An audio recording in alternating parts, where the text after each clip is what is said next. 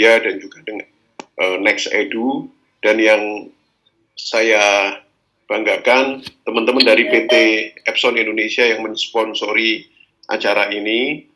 Pak Zanipar luar biasa presentasinya, dan nanti di akhir materi saya akan berbagi sebuah kesimpulan gitu berupa mind map ya, yang mana saya menggunakan interaktif projector dari PT Epson. Nah, memang keren sekali ya ketika saya menggunakan interaktif projector ini, bisa untuk banyak hal, luar biasa. Kemudian saya juga memberikan surprise kepada peserta hari ini, yaitu dengan berbagi e-book ya tentang problem solving. Nah, mencari buku tentang problem solving yang berbahasa Indonesia memang sangat susah sekali, tapi mudah-mudahan nanti dengan e-book ini berbahasa Inggris cuman sangat mudah difahami ya. Nah, di sini ada satu kajian teori yang bisa dijadikan sebuah acuan ya apabila nanti para peserta akan memunculkan problem solving ini di dalam kurikulum pendidikannya.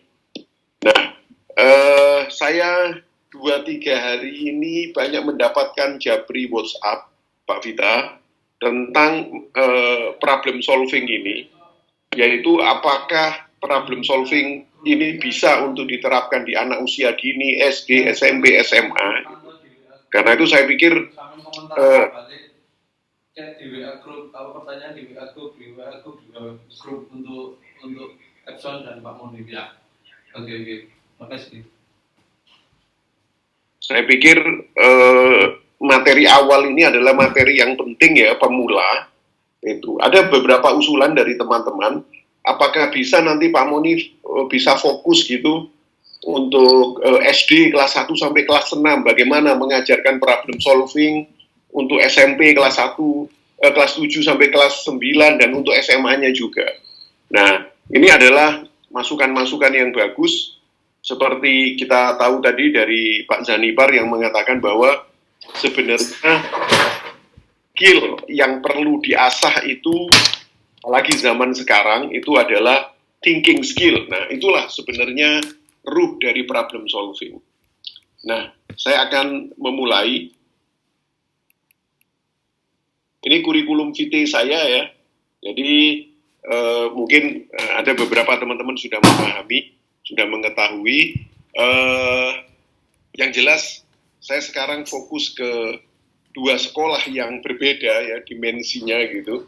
Yang satu adalah School of Human, ini sekolah umum, sekolah full day school yang humanis sekali ya. Siapapun bisa jadi muridnya di situ. Kemudian satu lagi adalah pondok pesantren ini, boarding school.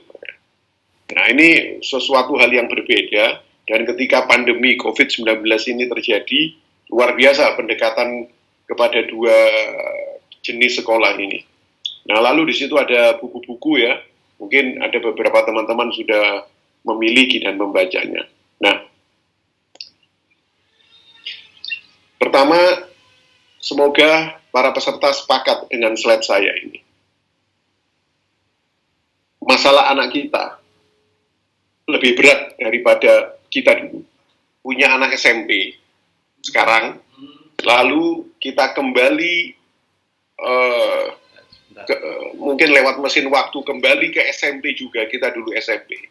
Pasti kita bisa melihat masalah anak kita sekarang itu berbeda sekali dengan masalah anak kita dulu. Dulu kita SMP mungkin tidak ada internet ya, sekarang ada internet, dan ini adalah potensi masalah yang luar biasa yang bisa timbul. Nah, kalau secara kualitas, sungguh masalah anak kita itu lebih berat sekarang daripada kita dulu. Nah, ini seperti ada satu survei ya, di sebuah sekolah pada tahun 1950-an itu, guru-gurunya diberikan form gitu, diminta menulis apa saja yang dirasakan nakalnya anak-anak pada saat itu. Nah, itu kira-kira seperti itu.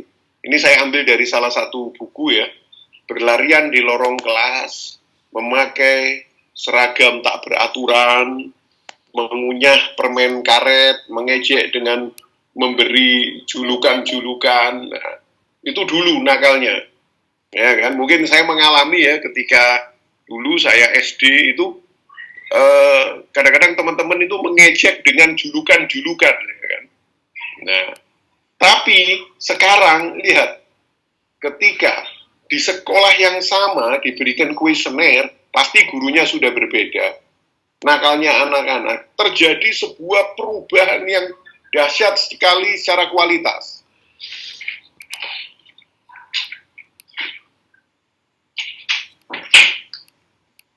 Kita bisa lihat,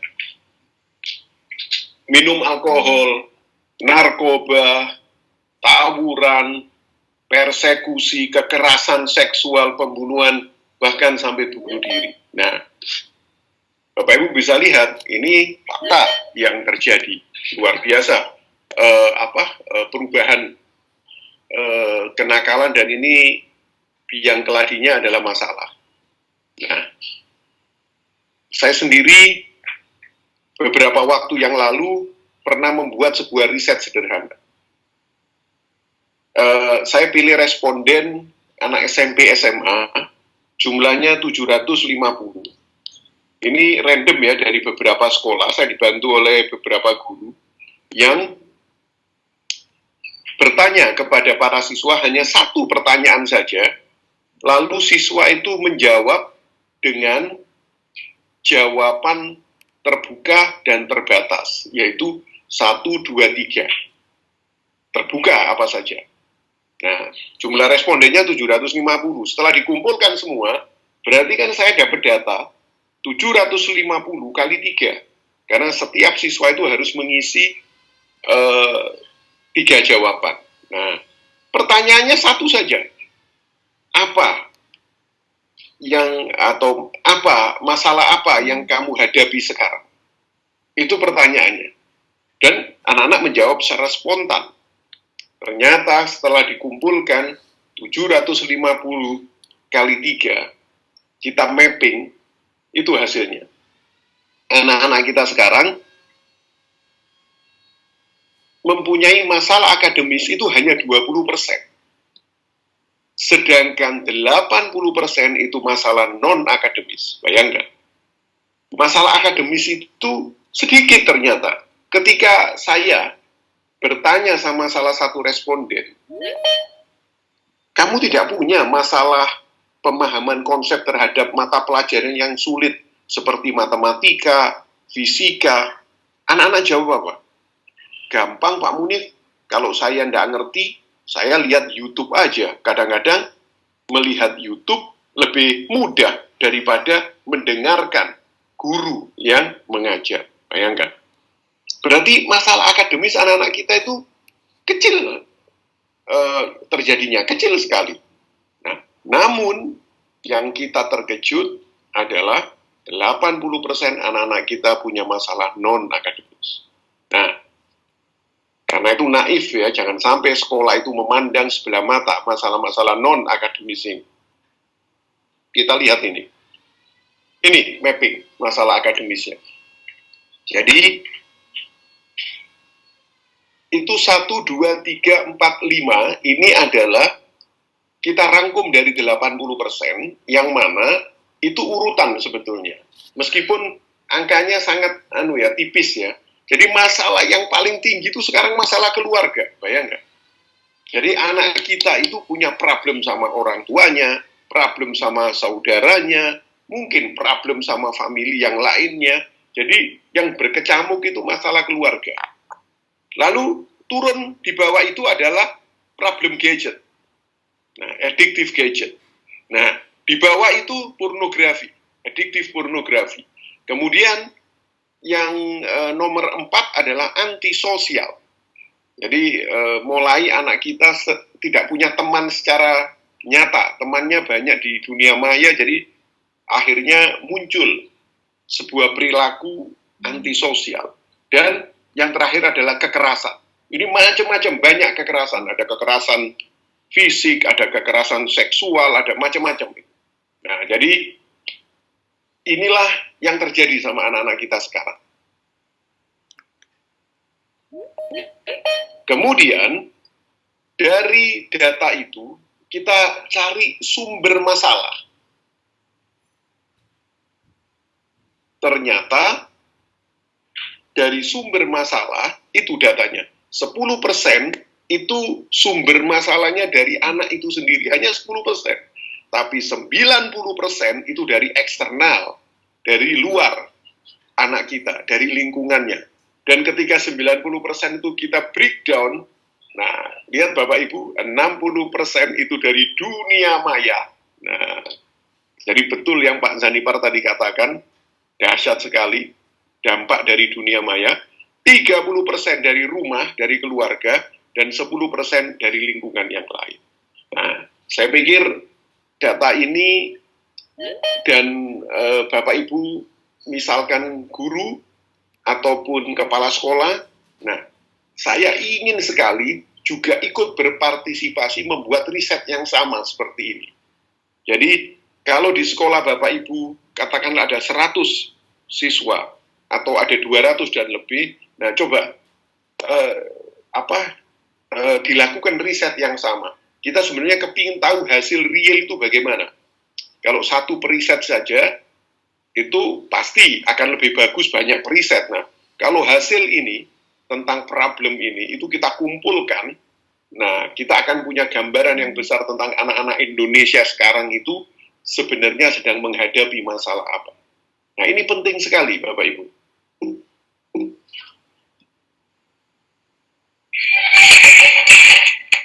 Lihat video ini.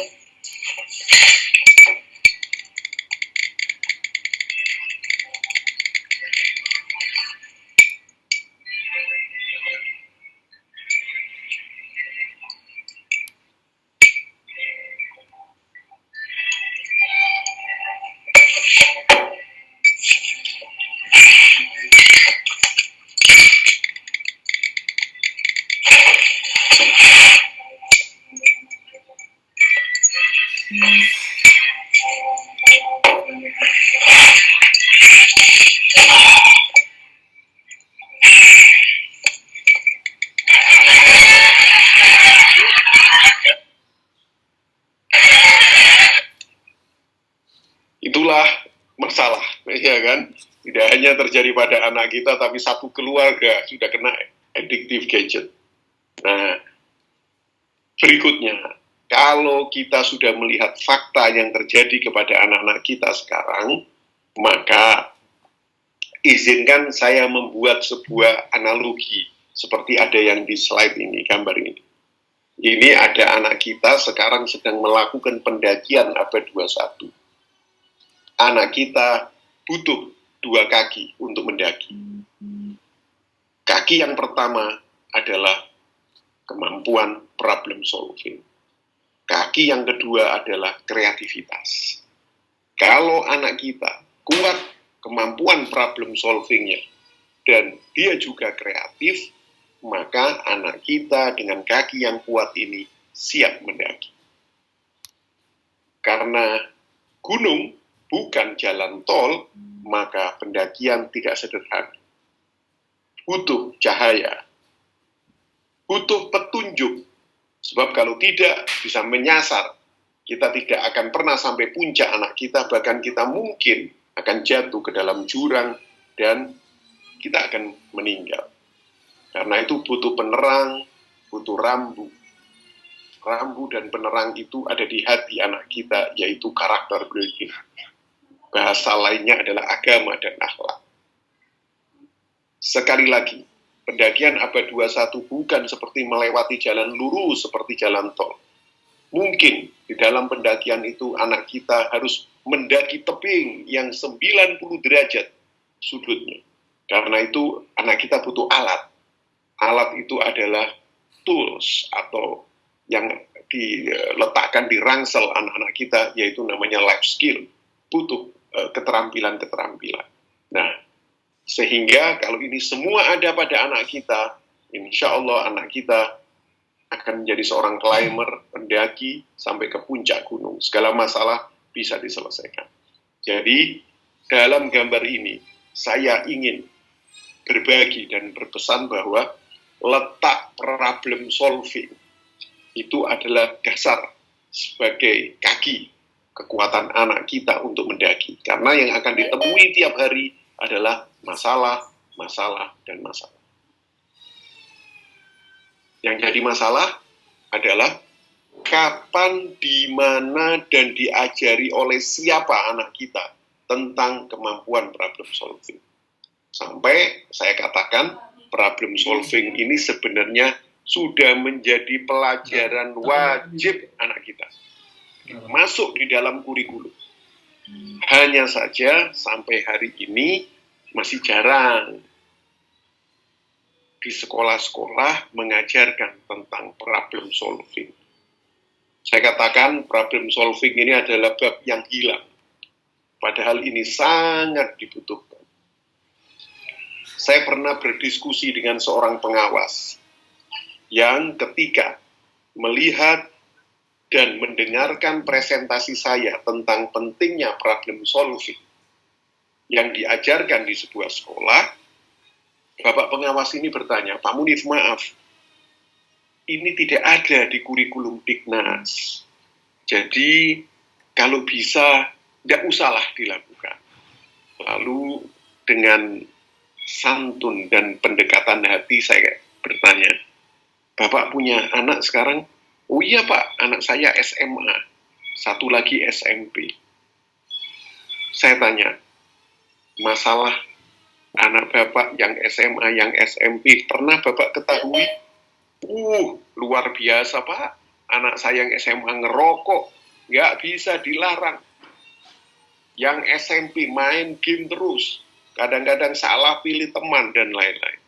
Lalu saya bilang, masa dengan kondisi seperti sekarang, sekolah tidak boleh mengajarkan bagaimana kemampuan anak-anak kita untuk menyelesaikan masalah. Akhirnya, Bapak pengawas yang jadi sahabat saya ini tersadar bahwa, ya, memang sih, jangankan anak-anak Pak Munif, kami pun sebagai orang tua, kadang-kadang kita nggak tahu bagaimana cara menyelesaikan masalah yang kita hadapi. Nah, jadi saya pikir dengan perkembangan zaman, internet of things semuanya, saya mengajak untuk menyelamatkan anak-anak kita yang dari data-data tadi, anak-anak kita banyak mengalami masalah non-akademis, harus diajarkan problem solving. Apakah ada sekolah yang mengajarkan itu? Ada. Nah, pertama kali saya lihat problem solving itu di kelas anak TK di Finlandia. Luar biasa. Jadi, anak-anak TK di satu kelas itu duduk melingkar, lalu gurunya itu bilang begini, sebentar lagi akan ada suara ketuk pintu. Pintu di kelas ini. Nanti saya tunjuk, silahkan kalian bisa membukanya. Kemudian, dalam waktu yang nggak lama, terdengar ketuk pintu. Suara ketuk pintu. Wah, gurunya menunjuk satu siswanya. Dengan cepat, anak-anak yang lucu-lucu ini membuka pintu. Ternyata tidak ada siapa-siapa. Kemudian, ketika balik ke dalam kelas, duduk kembali ke lingkaran, guru ini mengeksplor. Siapa yang kamu lihat tadi? Si anak bilang, oh itu tidak ada siapa-siapa. Mungkin itu seekor burung yang terbang lalu kebentur pintu dan dia terbang lagi. Kemudian pintu itu ada suara lagi yang mengetuk. Satu anak yang lain disuruh membukanya. Tidak ada siapa-siapa lagi. Dieksplor lagi. Siapa kira-kira? Anak itu jawab, itu mungkin superhero, ya kan?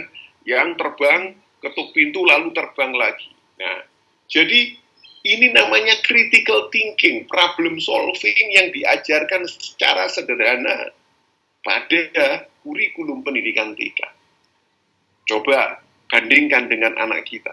Ketika ada suara ketuk pintu, lalu dibuka dan tidak ada siapa-siapa, secara langsung rata-rata anak kita akan berteriak, setan. Nah, critical thinking sepertinya belum terasa. Nah, ini ada kita melihat masuk dalam kurikulum. Nah, di sekolah-sekolah binaan saya, sampai ini tadi jenjang TK, ini yang level SMA, materi problem solving jadi materi idaman sekali. Sampai di tugas akhir dari materi problem solving ini adalah kita datangkan beberapa orang yang tidak dikenal oleh siswa, kemudian satu orang dihadapi oleh 3 orang siswa. Satu orang ini bercerita tentang masalah real yang terjadi. Bisa masalah pekerjaannya, bisa masalah keluarganya, sama anak-anak ini direkam masalahnya, setelah itu orang ini pulang. Nah, satu kelompok ini yang terdiri dari 3 anak ini mencoba berusaha bagaimana mencari solusi dari masalah seperti itu. Sebelum pulang ada tanya jawab antara tamu ini dengan kelompok siswa, luar biasa dan berhasil. Kadang-kadang anak-anak kita itu mampu memberikan solusi tidak hanya 1, bisa 2, bisa 3. Nah, jadi sebenarnya bisa dilakukan. Tidak harus problem solving ini dilakukan atau diterapkan pada pendidikan tinggi, universitas dan lain-lain. Mulai dari pendidikan anak usia dini sampai menengah, bahkan sampai perguruan tinggi. Nah, ini pentingnya. Nah, saya akan mencoba membreakdown sebenarnya apa konten isi materi problem solving ini. Nah, mudah-mudahan nanti program ini ada kelanjutannya perjenjang, seperti banyak sekali saya mendapatkan WhatsApp dan telepon. Yang pertama adalah, ini dulu awalnya, kemampuan anak kita mengidentifikasikan problem atau bukan. Nah, ini yang diajarkan. Nah, dari berbagai jenjang ini bisa berbagai macam caranya. Mudah-mudahan kita punya waktu lagi untuk lebih fokus untuk anak usia dini, untuk SMP, SMA, dan lain-lain. Nah, kemampuan identifikasi itu sampai anak kita bisa tahu, ini bukan masalah, itu baru masalah. Nah, ini masalah, yang itu bukan. Nah, yang sering terjadi adalah anak-anak kita ini menghadapi sebuah masalah, tapi persepsi mereka, ini bukan masalah kok. Akhirnya lewat anak kita. Sebaliknya, ya kan? Yang bukan masalah oleh anak kita dianggap sebuah masalah. Akhirnya energi, tenaga, waktu semua terpusat ke situ, padahal itu sebetulnya bukan masalah. Ini penting sekali. Nah, itu yang mungkin konten dari materi problem solving. Nah, seperti ini ya, nanti mungkin Bapak Ibu teman-teman bisa langsung share di tahun ajaran baru. Ini ada beberapa kondisi. Nah, kira-kira ini problem atau bukan? Anda berangkat ke sekolah naik ojek online. Nah, itu problem atau bukan? Kopi Anda tumpah. Nah, itu problem atau bukan? HP Anda tipe terbaru. HP Anda tipe terbaru tapi tidak bisa digunakan untuk internet. Nah, Anda terlambat ke sekolah. Nah, itu problem atau bukan? Nah, ini bisa sampai puluhan ini, ya kan? Fenomena-fenomena yang terjadi. Kadang-kadang kita salah menganggap ini masalah atau bukan. Nah, ini luar biasa ya. Kalau kita tarik mulai dari jenjang SD katakanlah sampai ke SMA, ini bisa dibuat berbagai macam games untuk mengetahui ini problem atau bukan. Bahkan dari anak-anak sendiri yang akan memunculkan kejadian atau fenomenanya. Nah, ini penting sekali. Akhirnya anak kita mampu mendefinisikan tentang sebenarnya problem itu apa. Nah, itu saya berikan warna merah, situasi yang tidak ideal antara harapan dengan kenyataan tidak sama. Berlaku bagi seseorang, ini penting sekali. Kadang-kadang remaja kita buat dirinya, tapi belum tentu ini masalah juga buat temannya. Nah, ini penting sekali. Akhirnya terjadilah banyak berantem ya anak-anak kita dengan teman-temannya.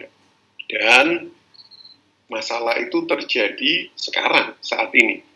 Belum tentu kejadian yang sama besoknya terjadi, itu jadi masalah. Nah, ini akan dielaborasi pada setiap jenjang pendidikan, mulai dari SD, SMP, dan SMA. Bagaimana anak mempunyai pemahaman ini adalah problem, sehingga mampu mengidentifikasikan. Nah, saya pikir kemampuan identifikasi masalah ini sangat dibutuhkan oleh anak-anak kita. Nah, yang kedua adalah jika benar-benar ini masalah datang ini kepada anak kita, bagaimana anak kita punya respon untuk menghadapinya? Nah, ini kajiannya menarik sekali ya kan, dengan berbagai macam strategi di materi problem solving ini. Nah, ada 3 hal besar. Pertama adalah kontrol emosi, yang kedua adalah range, ruang lingkup masalahnya, ya kan? Dan yang ketiga adalah anak kita harus kita support menjadi seorang climber, seorang pendaki yang terus akan berusaha menyelesaikan masalahnya.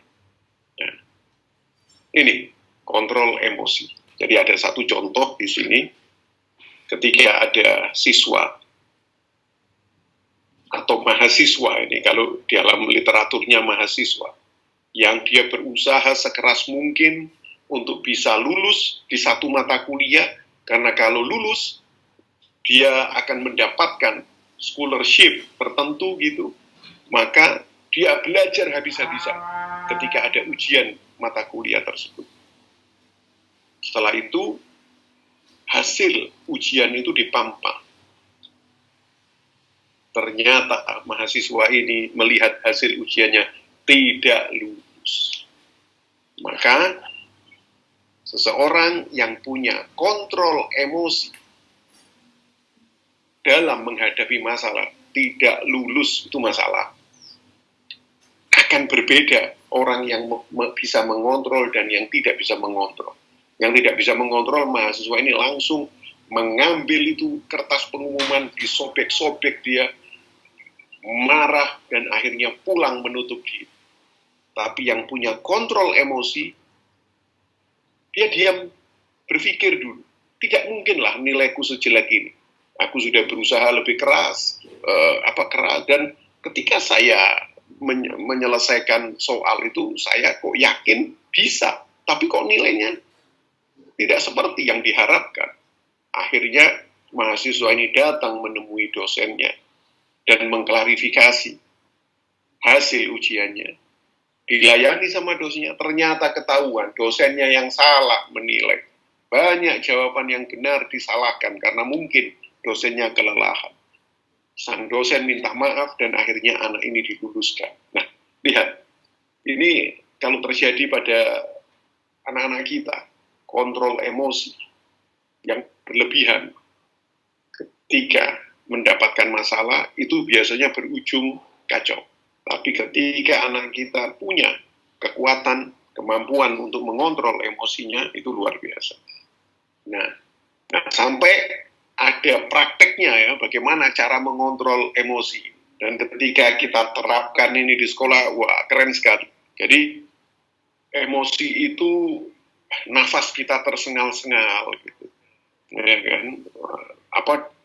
Jantung ya berdebar-debar, mungkin wajah kita memerah. Maka yang pertama adalah kita dengan mengambil nafas, ya kan. Nah, ada teman-teman yang mengartikan beristighfar dengan menarik nafas astagfirullahaladzim 3 kali gitu. Lalu jauhi masalahnya. Jadi pusat masalah itu jauhi supaya tidak kelihatan dengan mata. Lalu kemudian mendinginkan fisik kita dengan cuci muka, atau berwudu.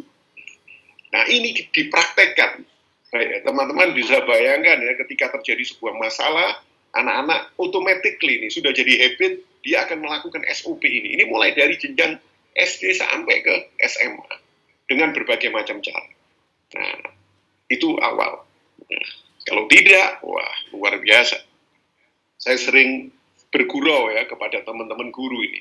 Ketika ada ibu-ibu guru ketika mau mencuci baju suaminya, tiba-tiba di baju itu ada sapu tangan seorang perempuan, ada bekas lipstik lagi. Nah, langsung responnya, woi, emosi meluap-luap ya kan. Kalau suaminya ada di situ langsung berantem, kalau tidak ada di telepon dan lain-lain. Nah, kadang-kadang kita sebagai orang dewasa ketika ketemu persepsi sebuah masalah, kita juga tidak kontrol emosi. Nah, ini sejak kecil anak-anak kita ajarin ini. Nah, yang berikutnya, respon ketika muncul masalah, anak kita harus menjadi seorang climber, pendaki. Nah, jangan sampai anak kita nanti punya mental quitter. Quitter itu mendaki gunung tidak berani sudah. Lari dari masalah. Ini banyak sekali anak-anak kita terjadi. Lari dari masalah. Sampai kata kita sebagai orang yang sudah dewasa ya, kita sebagai orang tua, kok daya tahan anak kita itu tidak kayak kita dulu ya. Nah, karena memang masalah anak kita yang sekarang besar, tapi tidak diimbangi dengan kemampuan problem solving-nya. Quitter itu namanya. Ada juga camper yang coba berani mendaki, tapi ketika ketemu benar-benar masalah, ya dia buka camp, tenda gitu, di zona yang nyaman, udah gini aja sudah cukup lah. Nah, dan yang climber adalah terus masalah itu diselesaikan sampai ke puncak. Ini quitter. Sekarang kita bahas satu-satu. Apa itu quitter? Quitter adalah pertama, orang yang takut menghadapi masalah. Kedua, dia tidak mau menghadapi masalah. Menghindar. Ini bahasa quitter. Sorry.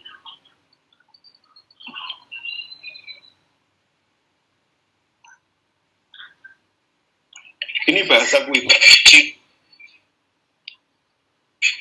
Ini bahasa camper, ya bisa dilihat. Aku sudah pernah dan lain-lain. Ini bahasa climber. Aku harus coba, pasti bisa, ya kan. Dan Bapak Ibu yang terhormat, ternyata quitter yang anak takut tadi, ya, camper yang mudah menyerah, gitu. Sedangkan climber yang tidak pernah menyerah, itu sebenarnya menular. Ini ya, saya selalu putar video ini ya, bahwa 3 kondisi ini tuh menular, bisa ditularkan sebetulnya. Ya mudah-mudahan yang ada pada anak kita itu climber, sehingga bisa menularkan kepada yang lain. Ini ada video yang keren, kita lihat.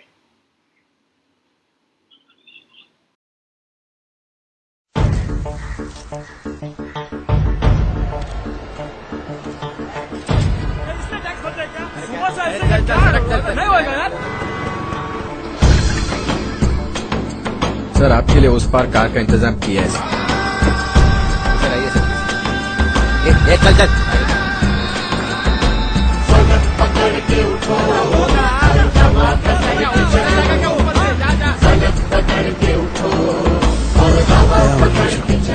I hate this country. तुम चलो तो हिंदुस्तान चले, तुम चलो तो हिंदुस्तान चले, तुम चलो तो हिंदुस्तान चले, तुम चलो तो हिंदुस्तान चले। लगा हाथ के सूरज सुबह निकाला करे, हथेलियों में भरे धूप और उछाला करे। ओ लगा हाथ के सूरज सुबह निकाला करे, हथेलियों में भरे धूप और उछाला करे। उफक पे पाँव रखो और चलो अकड़ के चलो, उफक पे पाँव रखो और चलो अकड़ के चलो।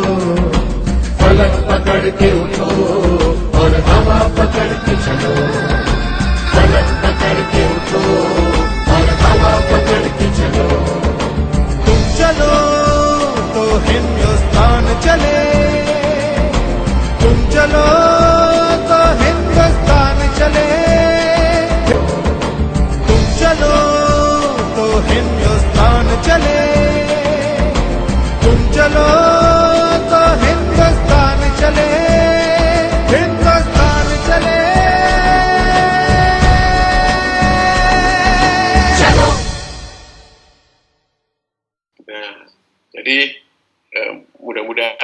video ini biasanya kalau ditonton sama anak-anak, wah, membangkitkan motivasi untuk dia atau mereka menularkan mental climber, pendaki. Nah, ternyata di salah satu disiplin ilmu yang hari ini saya coba fokus pelajari, ilmu besarnya itu adalah neuroscience. Ternyata anak kita bisa punya mental climber atau quitter, itu ternyata ada penyebabnya.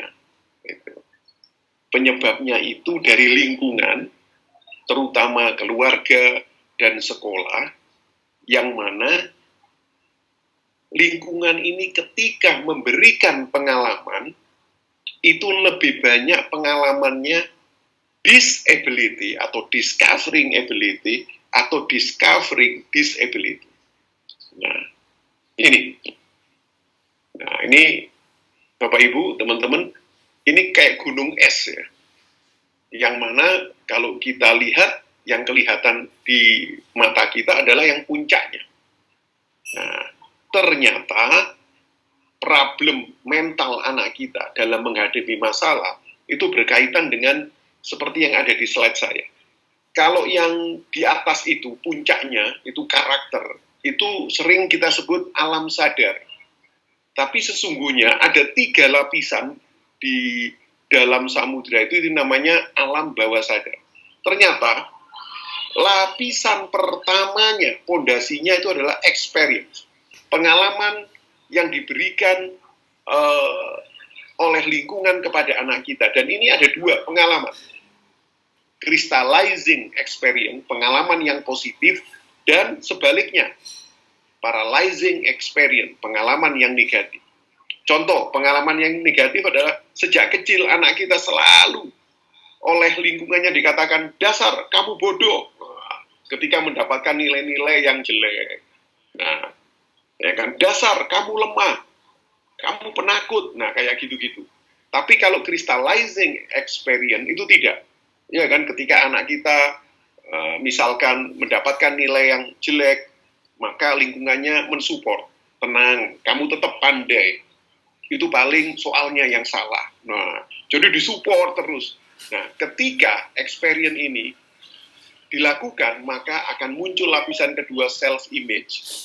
Kalau itu negatif, self-image-nya negatif. Kalau experience-nya negatif, pengalamannya. Aku bodoh, nah itu. Aku lemah. Tapi kalau positif, aku bisa, dan lain. Nah, lalu muncullah lapisan yang ketiga, ini masih di alam bawah sadar, personality, kepribadian. Ini sudah berhubungan dengan orang lain. Dan akan muncul di akhir menjadi karakter. Berarti sangat dipengaruhi karakter itu dengan pengalamannya. Nah, jika everyday, tiap hari, pengalaman yang dapat anak kita negatif, self-image-nya akan negatif, personality-nya akan negatif, dan karakternya akan negatif. Karakter yang negatif ini, rata-rata anak kita menjadi quitter atau camper. Itu. Dia tidak berani menghadapi masalah. Nah, ini teorinya lah seperti ini, konsepnya. Nah, ada sosial eksperimen ya, ketika orang tua memberikan penilaian kepada anaknya. Ini berupa cerminan dari experience, pengalaman. Tapi lalu dibalik, bagaimana kalau anak memberikan penilaian kepada orang tuanya? Kita lihat ini.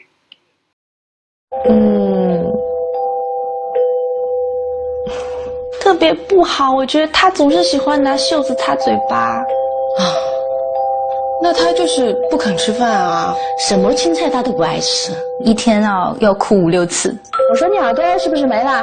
他说我耳朵在这儿，在这儿，就在这儿。我说那怎么听不见啊？他说我耳朵塞住了。我有时候真的很生气，你知道吗？真的很生气，他不听我的话的时候很生气的。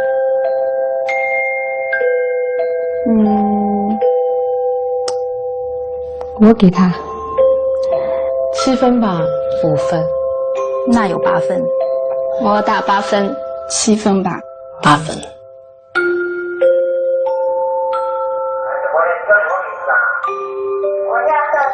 他刚才有在看我讲话吗？没有。我喜欢妈妈陪陪我玩。我放学回家就是要妈妈抱。我喜欢妈妈的口红，就是她的嘴巴可以亲我，头发很漂亮，脸很好玩，很像棉花糖。妈妈烧饭跟我吃很辛苦，就是喜欢妈妈，想保护她。妈妈变老了，我会伤心。我会画画想妈妈的。害死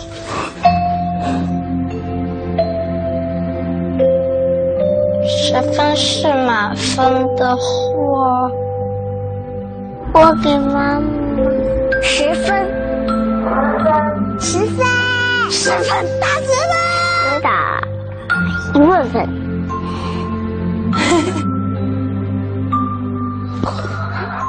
突然觉得好惭愧啊！喂，你给妈妈打10分。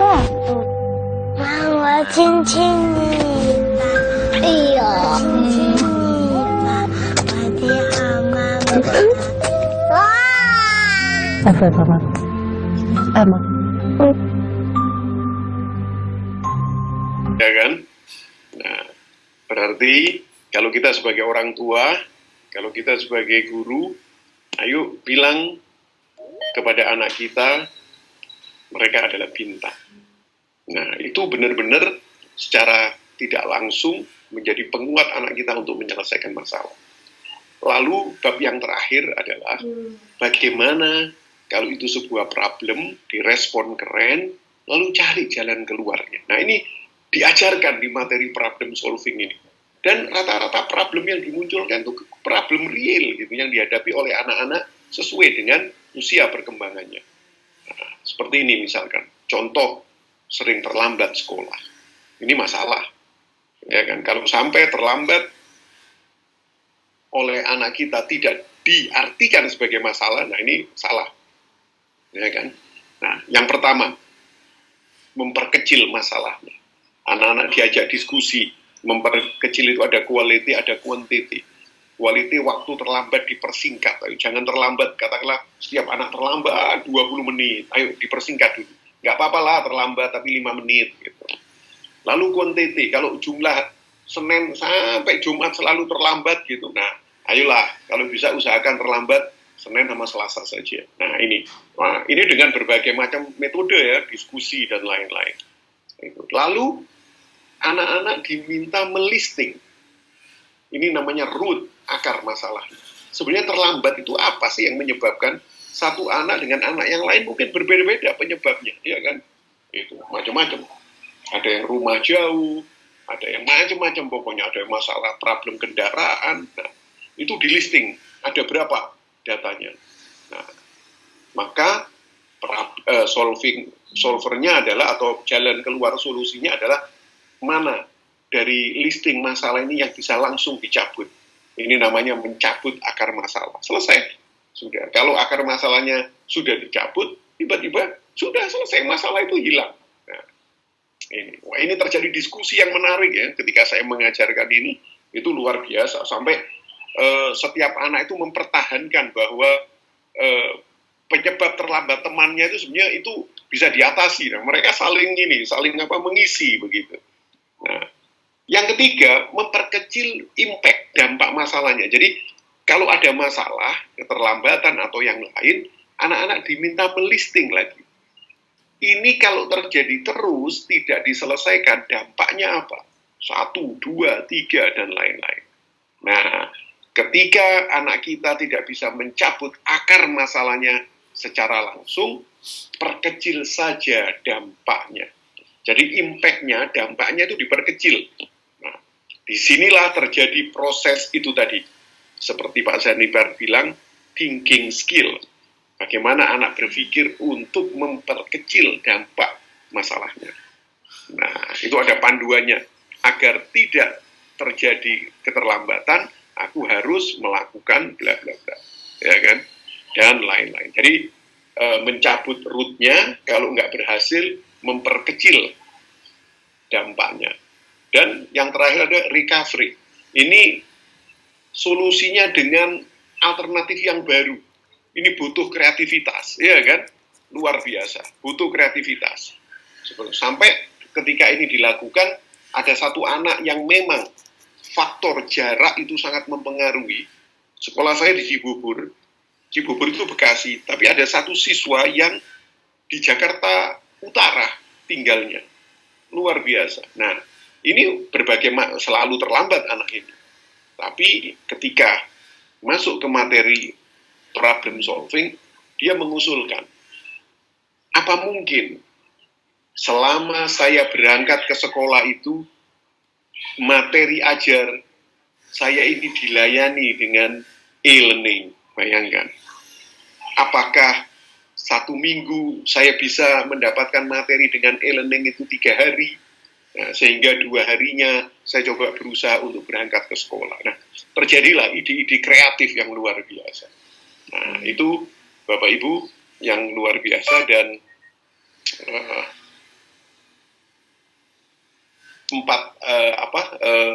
yang tadi saya katakan, mulai dari identifikasi, respon, mencari akar masalahnya, kemudian melisting dampaknya, kemudian mencari solusi dengan memperkecil masalah, mencabut akarnya, kemudian dengan memperkecil dampaknya, dan recovery. Nah, ini adalah silabus global tentang materi problem solving. Nah, mudah-mudahan kalau kita punya kesempatan lagi, kita akan bisa mendetailkan ini untuk perjenjang pendidikan dengan strategi-strategi yang menarik. Nah, sebagai terakhir rangkuman, nah, ini saya mencoba membuat rangkuman ya, yang saya sekali lagi mengucapkan terima kasih kepada PT Epson Indonesia. Saya mencoba membuat mind map dengan interaktif proyektor dari PT Epson. Kita saksikan.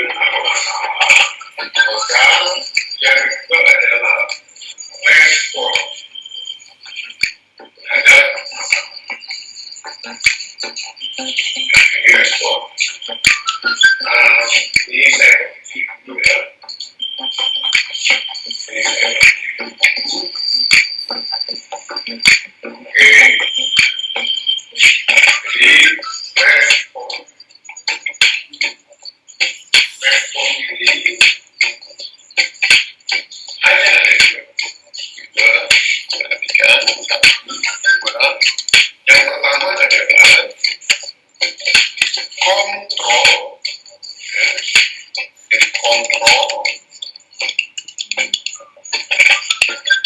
Dan yang kedua adalah reduksi, memperkecil masalah ini, kontrol emosi, ini yang paling.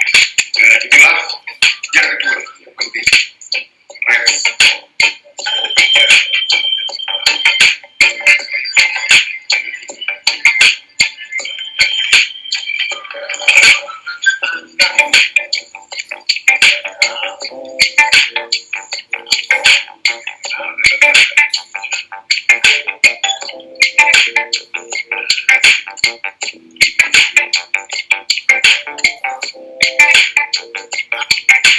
Kalau bahasa Indonesianya dampak dari masalah, atau kalau bahasa Indonesia impact.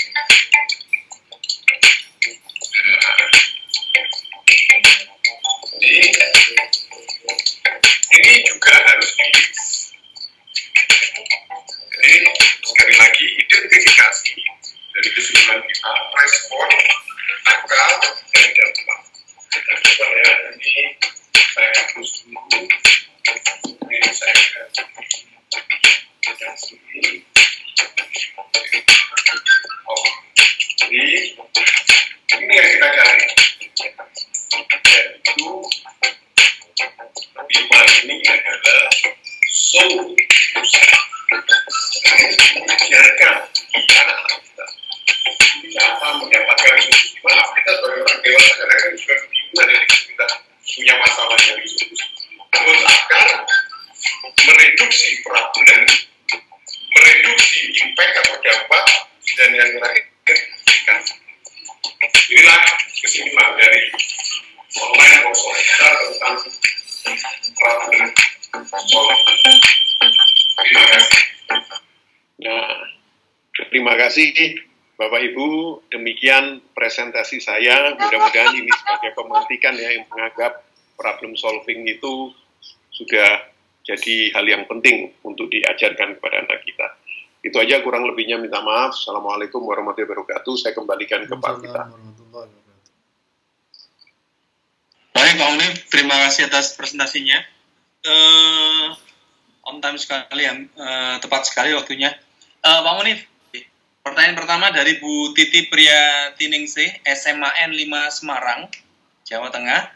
Pertanyaan pertama terkait dengan proyektor sudah dijawab tadi oleh Pak Edwin dari nanti akan dijawab oleh Pak Edwin nanti, atau dari Bu Hesti dari Epson. Kalau dengan Pak Munif dulu, mungkin bagaimana cara menerapkan problem solving di mata pelajaran atau kegiatan non akademis SMA, Pak Munif? Ya, terima kasih Bu Titi.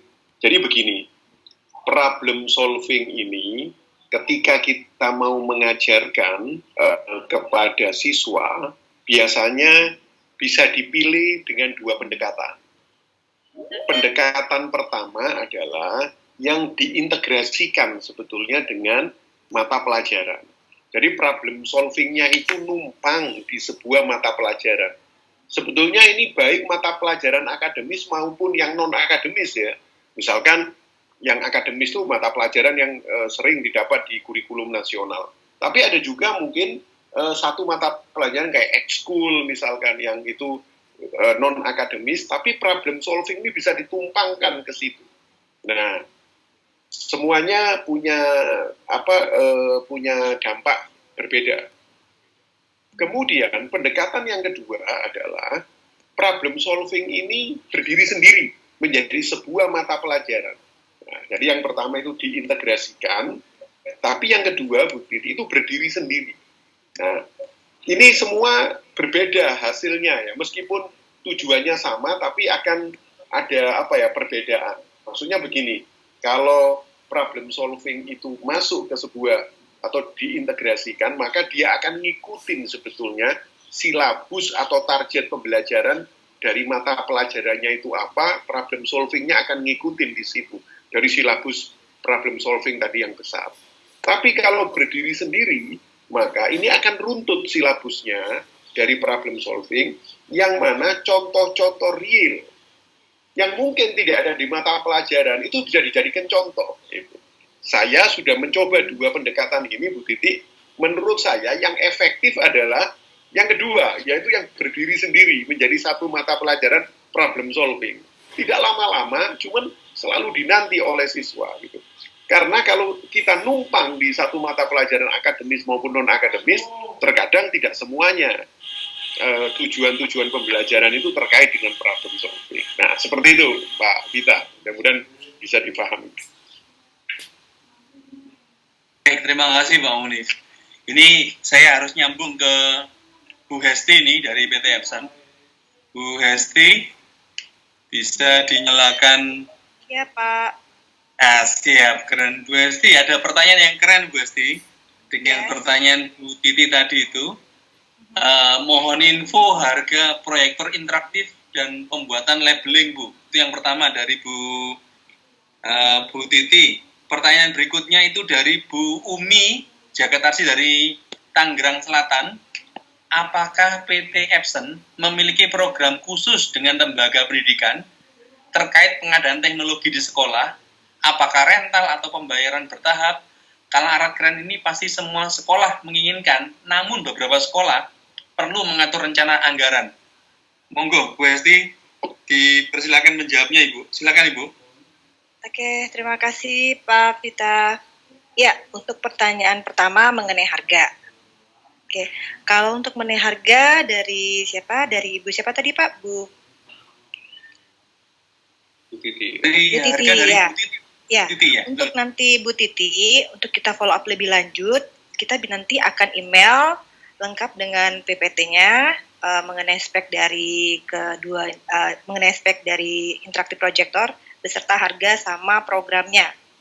Karena memang khusus di bulan Juni ini untuk yang interaktif projector itu dapat bundling free Zoom license 1 tahun gitu. Kan seperti yang kita ketahui bersama dengan masa pandemik ini banyak sekali kebutuhan untuk melakukan video conference sehingga permintaan Zoom ataupun via platform lainnya juga meningkat. Nah, untuk kesempatan kali ini pun kita ada program seperti itu, Pak Vita. Nah, kalau mengenai harga, kita di interaktif projector itu juga ada beberapa tipe, Pak. Mulai dari yang standar sampai yang high. Nah, yang standar itu range harganya sekitar 20-an. Kemudian kalau untuk yang paling tinggi itu sekitar 60-an, Pak. Seperti itu. Nanti untuk lebih jelasnya akan kita share ya. Siap Bu. Ditunggu mungkin.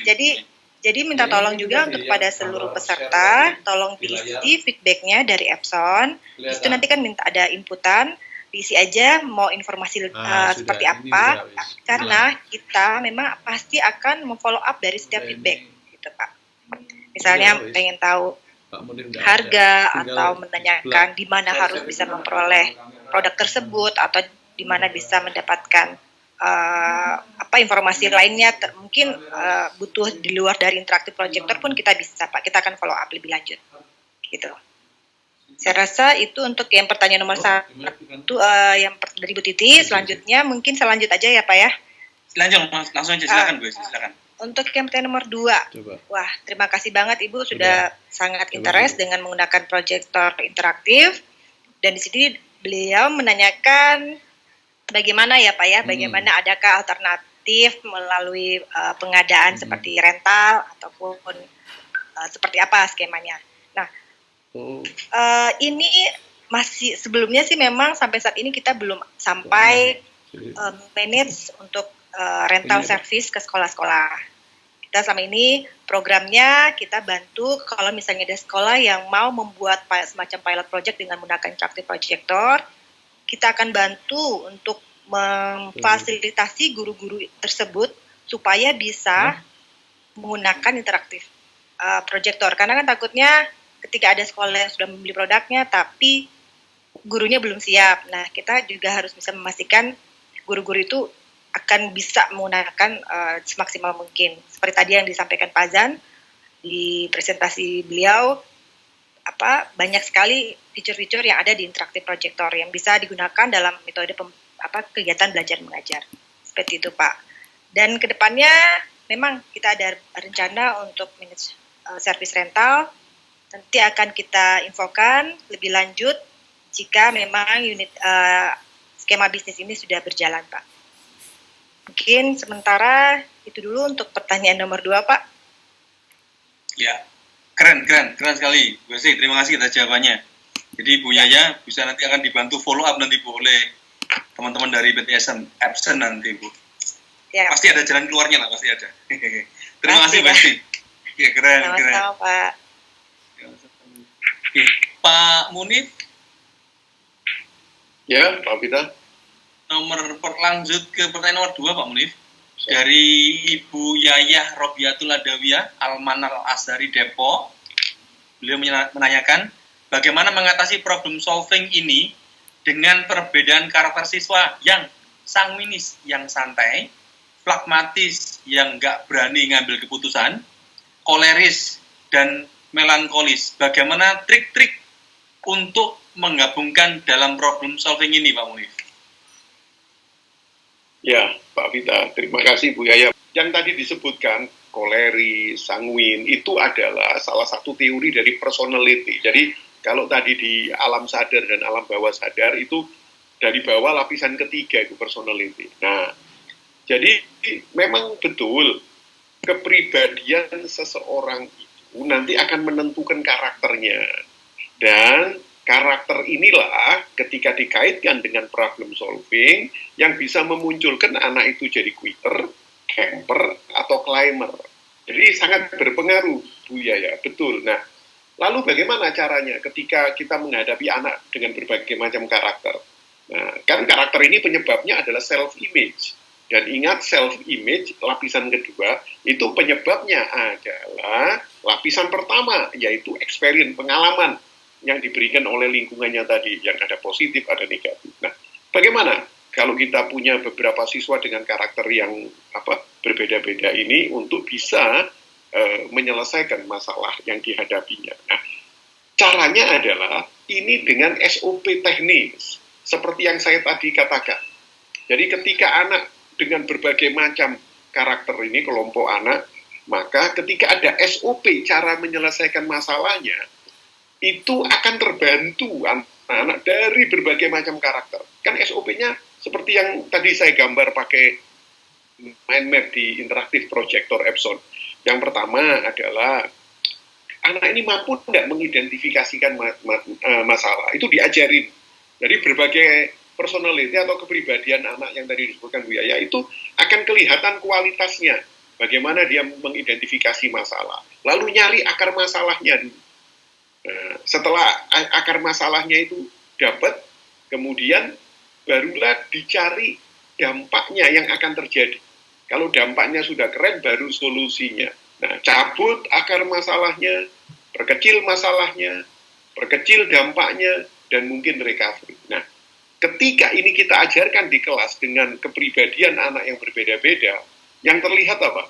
Ketika anak dengan kepribadian tertentu itu mencari akar masalahnya, itu susahnya minta ampun gitu.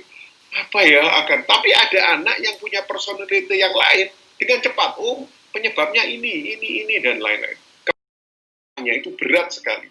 Kita dulu tidak ada internet. Nah, dan yang kedua apa? Kualitas lingkungan. Nah, jadi ada kualitas masalah, Ustaz Widat, dan ada kualitas lingkungan. Kalau dulu kualitas lingkungan ini perubahannya lambat. Jadi ketika mungkin kita dulu masih kecil, sampai anak-anak, sampai remaja, itu lingkungan kita itu perubahannya lambat sekali. Tapi sekarang dahsyat sekali. Dengan kemajuan teknologi dan lain-lain, lingkungan anak kita itu perubahannya secara cepat. Sadar atau tidak sadar, perubahan lingkungan yang secara cepat ini menjadi beban buat anak kita. Menekan juga anak kita. Karena itu akhirnya anak kita mudah depresi. Nah, itu yang pertama. Lalu yang kedua, betul ini memang tular menular lah antara climber, camper, dan quitter.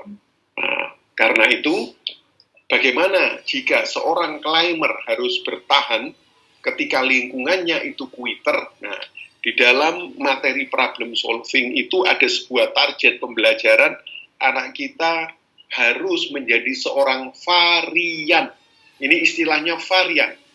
varian adalah ketika anak kita punya sikap yang keren, mungkin itu karena kedisiplinan dan lain-lain, sikap yang keren sudah mampu menyelesaikan masalah atau kita sebut seorang climber, maka ketika dia masuk ke lingkungan yang tidak keren, yang quitter katakanlah, maka anak kita menjadi varian, menjadi cahaya yang bisa mempengaruhi lingkungannya. Bukan sebaliknya, ketika anak kita yang keren masuk ke lingkungan yang tidak keren, yang berbeda, anak kita larut. Nah, ini faktor penyebabnya adalah sebetulnya pada titik bagaimana cara anak kita punya daya tahan, endurance, untuk mempertahankan sikap dia sebagai seorang climber. Nah, contoh daya tahan ini dimunculkan apa? Ketika kita masuk ke problem rule, aturan, pemberi aturan kepada anak kita itu sangat menentukan anak kita nanti akan jadi varian atau tidak. Kalau pemberi aturannya itu pakai kekerasan, ya kan, pakai doktrin yang tidak bisa diterima oleh akal sehat, ancaman dan lain-lain, maka nanti anak kita, ketika pemberi disiplin atau aturannya ada di depan matanya, anak kita jadi orang baik. Mungkin jadi seorang climber gitu. Tapi ketika pemberi disiplinnya goib gitu, anak kita masuk ke lingkungan yang tidak baik, anak kita akan larut. Tapi beda ketika ada orang tua, ustadz, guru yang memberikan rule pendekatan kepada anak itu dengan hati, ya kan, dengan membuka wawasannya dan lain-lain, maka anak kita ini insya Allah akan menjadi seorang climber yang varian, yaitu ketika masuk ke lingkungan yang semuanya quitter, anak kita malah akan menjadi cahaya mewarnai mereka, teman-temannya yang quitter itu. Nah, mungkin itu penjelasan singkatnya, mudah-mudahan puas Ustaz Abidan. Terima kasih, itu mungkin Pak Vita. Siap Pak Munif, siap, keren. Pak Munif nyambung saja, ini insya Allah pertanyaan yang hampir sama, hanya perlu garis besarnya saja Pak Munif. Ini dari Pak Bahri Salim, MP UIN Jakarta, Madrasah Pembangunan UIN Jakarta. Kemampuan menyelesaikan masalah harus dimulai sejak dini. Bagaimana strategi menumbuhkan kemampuan menyelesaikan anak di lingkungan rumah dan sekolah? Monggo Pak Munif, dipersilakan Pak Munif. Ya, jadi begini Pak Baris, terima kasih, pertanyaannya keren. Ketika kita sudah sepakat bahwa kemampuan problem solving anak itu wajib, lalu itu dimulainya dari usia dini, maka ini ke siapa atau ke institusi mana dulu yang diberikan? Nah, apakah itu institusi sekolah dulu ataukah rumah? Nah, faktanya sangat susah kalau kita ini mengawali problem solving jadi sebuah materi dan mengasah kemampuan anak kita kalau dari rumah. Susah, karena orang tua bekerja, orang tua sendiri mungkin banyak masalah dan tidak bisa menyelesaikan, dan orang tuanya belum pernah mendapatkan pengalaman mendapatkan ilmu problem solving. Nah, yang praktis Pak Baris adalah materi problem solving dikuasai oleh guru, semua jenjang, lalu diterapkan di sekolah, dan konsep-konsep hasil-hasilnya itu disambungkan ke orang tua. Terjadi komunikasi antara guru, anak, dan orang tua terhadap materi problem solving. Seperti contoh, ada sebuah proyek dari anak-anak, itu kalau nggak salah SMP ya, untuk membuat sebuah poster. Nah, dia bilang, I'm a climber, saya adalah pendaki.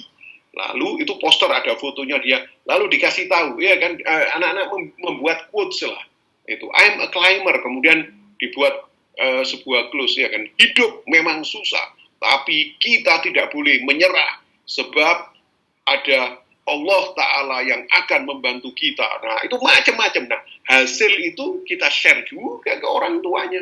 Ya kan? Nah, ini anak Anda seperti ini dan lain-lain. Jadi, ketika materi problem solving dikuasai oleh guru di berbagai jenjang, di-share kepada dipraktekkan kepada siswanya dan juga di-share kepada orang tuanya, proses ataupun hasil belajarnya itu akan keren sekali. Susah kalau dari orang tua dulu, materi problem solving dijadikan materi parenting. Susah gitu loh, karena pasti orang tua tidak fokus begitu. Nah, seperti itulah Pak Baris, ini faktanya lah ya. Kalau dua-duanya punya ilmunya kan luar biasa Pak kita. Guru punya ilmu problem solving, orang tua juga punya ilmu problem solving. Sehingga ini menjadikan anak kita kuat. Seperti itu Pak Vita. Siap. Bang Munif, nyambung lagi. Ini perlu penekanan lagi atau penguatan lagi Bang Munif. Pertanyaan dari Bu Ustadzah Widat Bariro, nambah lagi dari Pondok Pesantren Bata Hikmah Pasuruan. Ini saya yakin pertanyaan dari sisi sudut pandang gurunya. Terkadang kita tidak bisa membaca permasalahan anak, bahkan mengira ini sesuatu yang wajar, menguntungkan. Dan tiba-tiba masalah ini meledak dan menimbulkan sesuatu yang lebih besar. Cara membaca gejala suatu masalah itu bagaimana, Bang Munif? Ini insya Allah dari sudut pandang kacamata seorang guru, Bang Munif. Silakan, Bang Munif. Ya, jadi terima kasih. Ini sebenarnya balik lagi tergantung dari kepribadian anak itu. Nah, berbagai macam ya teori kepribadian atau personality itu kadang-kadang ada anak yang ketika mendapatkan masalah itu dia diam, ya kan? Orang lain tidak tahu kalau dia itu punya masalah. Karena anak ini tidak memunculkan respon, I have a problem.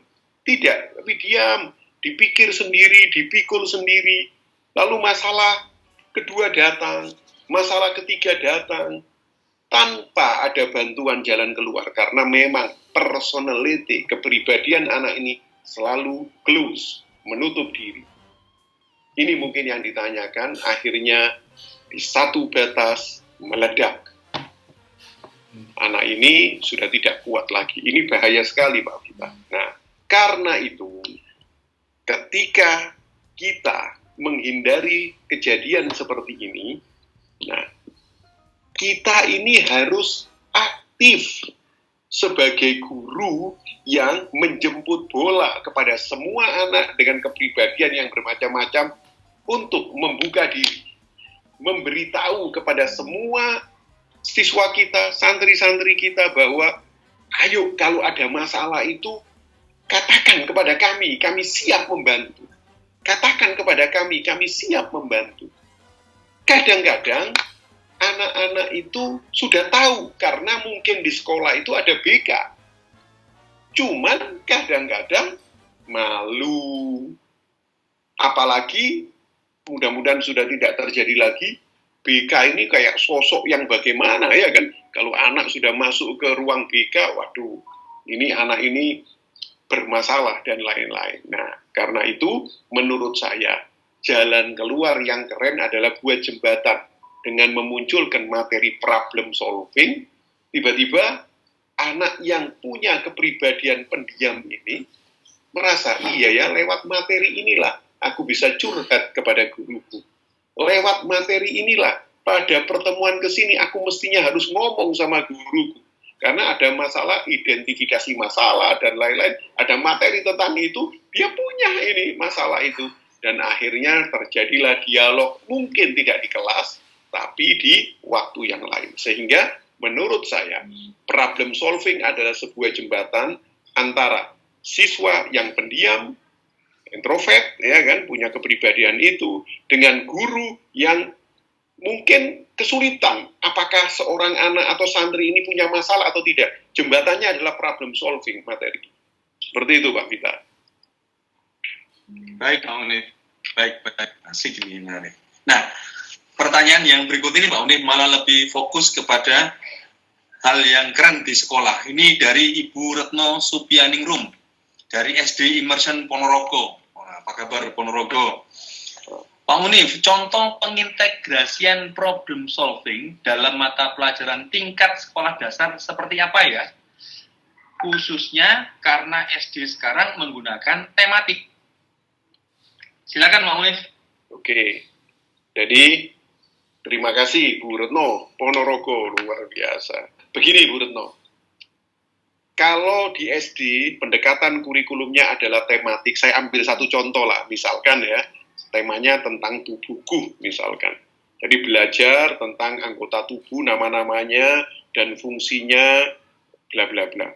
Lalu ketika masuk ke tangan, nah tangan ini fungsinya untuk mengambil barang, ada tangan kiri, ada tangan kanan, dan untuk tangan kanan adalah untuk mengambil makanan dan lain-lain. Disitulah konsep problem solving bisa dimasukkan.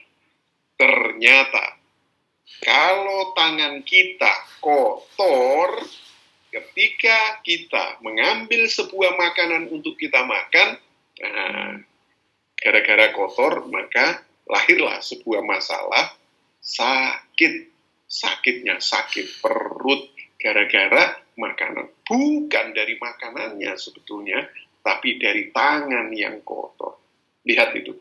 Antara identifikasi masalahnya ada, penyebabnya ada, lalu ayo kita cari bagaimana solusinya.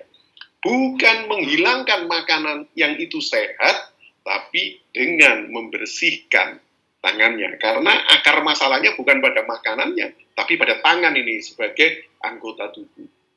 Dimunculkanlah solusi-solusi yang terdekat, harus cuci tangan sebelum makan, dan berikutnya adalah tidak harus cuci tangan itu ketika mau makan saja, tapi ketemulah sebuah SOP, ya kan? Ketika kita datang kemana, cuci tangan, apalagi sekarang ada protokol kesehatan ya, dan lain-lain. Nah, itulah cara mengintegrasikan sebetulnya problem solving dengan mata pelajaran. Nah, jadi seperti tadi saya katakan, dia akan numpang ya di silabusnya. Problem solving ini numpang. Oh, ini seperti inilah masalah anggota tubuh, tangan, dan lain-lain. Nah, kalau problem solving itu berdiri sendiri, itu ada runtutan silabusnya. Nah, sehingga fenomena yang lain-lain ditarik ke situ. Nah, itu aja. Sebenarnya semuanya bagus gitu, semuanya bagus. Nah, itu mungkin Pak Vita. Keren. Lanjut sekarang. Ini masih nyambung dengan cara mengintegrasikannya di sekolah. Ini pertanyaan dari Ibu Nur Farhati dari Baitunur Blora, Pak Munif. Ya. Ada dua pertanyaan dari beliau. Yang pertama, bukankah masalah bisa dikatakan relatif bagi setiap orang ataupun anak? Bagaimana cara kita menentukan problem yang layak diangkat untuk menjadi sumber belajarnya siswa? Pertanyaan pertama. Yang kedua, apakah sudah ada buku panduan atau silabus untuk mengaplikasikan mapel problem solving di sekolah sesuai dengan usianya, Pak Munif? Ya, terima kasih Bu Nur. Silakan Pak Munif. Ya, terima kasih Bu Nur. Nah, itu masalah itu relatif. Bagaimana supaya tidak salah ya mengidentifikasi masalah? Saya ulangi lagi, cek dampaknya. Gitu. Jadi kalau mengidentifikasi masalah, ini masalahnya, pasti anak-anak bilang gini, itu bukan kok, itu masalah buat kamu gitu. Tapi buat aku itu enggak. Nah, ini kan sering terjadi, karena definisi masalah itu adalah terjadi pada diri seseorang, belum tentu terjadi sama orang lain. Nah, itulah yang akhirnya memunculkan relativitas dalam masalah. Nah, yang terpenting adalah bagaimana melisting dampak tadi yang tadi sudah saya katakan untuk masalah itu kalau tidak selesai, ini loh dampaknya. Ketika dampaknya benar-benar parah, Pak Vita, bisa berakibat buruk tidak hanya bagi satu orang tapi banyak orang, maka yang relatif ini diperkecil, otomatis akan direduksi menjadi sebuah pembenaran itu ya, untuk Bu Nur. Nah, yang kedua ini Bu Nur, inilah yang ketika kita memunculkan workshop ini, betapa banyak yang menginginkan Bu Nur, Pak Munif, bisa enggak kita itu di-share gitu, atau belajar bersama-sama lagi tentang makhluk yang namanya problem solving ini untuk SD. SD itu 6 tahun, kelas 1 sampai kelas 6, bagaimana silabusnya, bagaimana cara mengajarkannya, strategi dan lain-lain. Bahkan sampai ada yang tanya RPP-nya ada enggak dan lain-lain. Sampai ke SMA. Nah, karena itu mohon doanya Bu Nur, insya Allah teman-teman dari Next ini akan mendesain, mungkin dimulai dari SMP dulu ya, yang tengah ini, SMP dulu, nanti setelah itu ke SD, baru ke SMA, atau kita lihatlah nanti. Tapi fokus kepada silabus, ya, dan fokus kepada materi yang akan disampaikan oleh guru. Jadi ini seperti TFT atau TOT lah, Training for Trainer gitu. Sehingga guru-guru kita punya bahan ya, yang itu terbuka sekali, bisa ditambahin filmnya, bisa ditambahin gamesnya, dan lain-lain. Tapi kita menyediakan SOP modulnya, berupa materi-materi presentasi gitu, yang bisa langsung dipelajari oleh guru dan langsung bisa dipraktekkan. Nah, mudah-mudahan Bu Nur Bahati, Pak Adi, dan teman-teman dari Next, seperti memunculkan ini sebuah kayak GA gitu, tapi kan tidak bisa sekali pertemuan ya, karena itu sangat panjang itu. Maka mudah-mudahan nanti kita bisa ketemu lagi ya dengan tanpa harus kita tetap di rumah saja, tanpa harus kita harus keluar menuju ke satu tempat pelatihan yang demikian jauh di Surabaya atau di Jakarta, tapi lewat aplikasi ini. Nah, mudah-mudahan kita bisa belajar kembali untuk fokus itu. Nah, saya sudah punya niatan gara-gara 3 hari ini betapa banyak telepon yang ada ke saya dan WhatsApp ketika flyer sama Pak Adi dimunculkan untuk problem solving. Nah, kan berarti kita harus menyadari gitu loh, teman-teman guru ini atau sekolah yang ada di sekolah itu benar-benar sudah punya paradigma yang sama. Problem solving ini penting gitu, bukan tidak penting gitu. Nah, jadi kalau nunggu kementerian kan susah, Bu Nur, lama sekali ya kan. Kita aja yang langsung aja di sekolah, toh ini dibutuhkan sama anak-anak kita. Mohon doanya ya, Bu Nur, insya Allah 1-2 minggu ini kita akan meeting, dan insya Allah dengan secepatnya mungkin bulan Juli, Agustus kita memunculkan untuk kuliah lah tentang bagaimana mendesain problem solving untuk berbagai jenjang, ya kan. Nah, mudah-mudahan dan minta doanya teman-teman semua saya sehat ya, dan bisa terus berbagi kepada teman-teman. Terima kasih Pak Vita. Terima kasih Pak Munif. Nah, berikutnya Pak Munif, Bu Wahyu Nurul Mubarokah, NIM PK Kartasura Solo berarti ini. Pertanyaannya, bagaimana jika yang kita temui masalah di sekolah adalah orang tua dari anak yang sekolah di tempat kita? Problem solving seperti apa yang bisa kita tawarkan ke orang tua? Masalah orang tua tersebut adalah ortu yang merasa guru dan semua stakeholder sekolah adalah masalah, Pak Munif. Ini pertanyaan luar biasa, dahsyat ini jawabnya ini. Memang kalau online workshop ini problemnya kita dibatasi waktu ya. Betul. Lebih. Jadi, tapi mudah-mudahan saya berbahagia teman-teman yang antusias ya dalam bertanya. Jadi, ada satu jurnal Pak Vita, dan ini mungkin untuk yang bertanya dengan Ibu siapa tadi Pak Vita? Dengan Ibu Wahyu Nurul Mubarokah. Ya, Bu Wahyu. Ada satu jurnal dari teman saya dosen, dia meneliti siapa yang jadi orang tua dan jadi guru di tahun 2000 sampai 2030, ini adalah masa-masa pekerjaan yang paling berat. Jadi kalau kita sekarang ini kan ada di masa ini, lalu kita punya anak, itu berat sekali antara interaksi antara orang tua dengan anak kita. Kalau kita ini profesinya guru, itu berat sekali antara kita sebagai guru dengan siswa kita. Nah, ini mungkin penyebabnya adalah lompatan punya gap teknologi yang demikian cepat ya, yang berbeda antara masa orang tua dan gurunya. Sehingga ketika saya bilang kalau ada sekolah itu tahun ajaran ini merekrut katakanlah 100 siswa, itu sebenarnya yang direkrut adalah 300 siswa. Yang 200 tambahannya siapa? Yaitu ayahnya dan ibunya. Nah, bayangkan, ayahnya dan ibunya. Jadi, welcome to the jungle ya untuk ini. Nah, karena itu, ketika ada orang tua yang komplain ya terhadap masalah apapun anaknya dan itu di sekolah bla bla bla, maka pendekatan kuncinya adalah sekolah harus cerdas membuat program-program pendekatan kepada orang tua ini. Macam-macam. Satu, yang umum dilakukan parenting. Cuman masalahnya parenting ini selalu sepi dihadiri oleh orang tua karena topik materinya tidak berasal dari problem real yang dihadapi oleh orang tua. Nah, saya selalu mengatakan kalau ada parenting di sekolah itu tolong dong materinya adalah dicek dulu di lapangan itu sebenarnya masalah yang terjadi itu apa. Ini parenting. Dan yang kedua adalah dalam bentuk FGD, Pak Vita. Nah, forum group discussion. Jadi FGD ini lebih kecil dari parenting ya kan.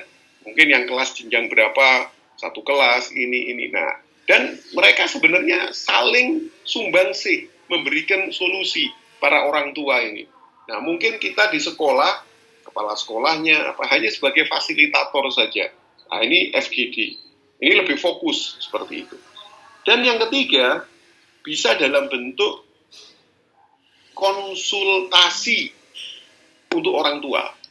Konsultasi untuk orang tua. Nah, maksudnya apa? Maksudnya, sebenarnya orang yang punya masalah itu bukan anaknya, bukan gurunya, bukan sekolahnya, tapi sosok orang tua itu. Dan orang tua yang punya masalah ini tidak bisa mengatasinya.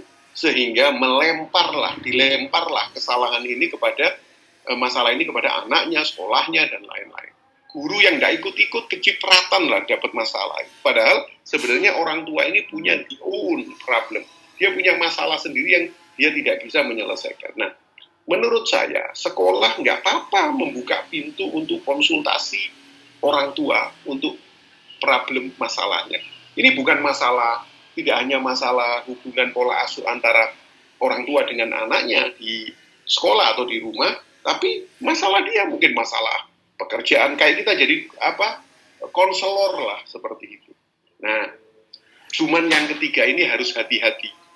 Artinya ada batasan-batasan karena tidak semua guru-guru kita punya kemampuan menjadi seorang konselor karena masalah ini sangat kompleks begitu. Nah, saya sudah pernah mencoba ini Pak Vita di School of Human ya kan. Saya membuka tiap hari Jumat free gitu, luar biasa ya kan. Yang ngikut itu sampai 6 bulan itu full. Nah, dan akhirnya saya merasa tidak mampu karena apa?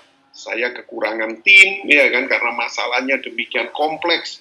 Ada masalah-masalah keluarga yang jujur saya tidak bisa membantunya karena itu saya tidak punya pengetahuannya, saya harus cari waktu untuk belajar lagi dan itu akhirnya memakan energi sehingga kalau teman-teman mau ke tahap ketiga, ke level ketiga yang lebih keren, harus ada satu orang yang fokus memang di pondok atau di sekolah, mungkin background pendidikannya sesuai dengan apa yang akan dikerjakan, yaitu membantu, mengkonsultani atau konselor orang tua untuk menyelesaikan masalah.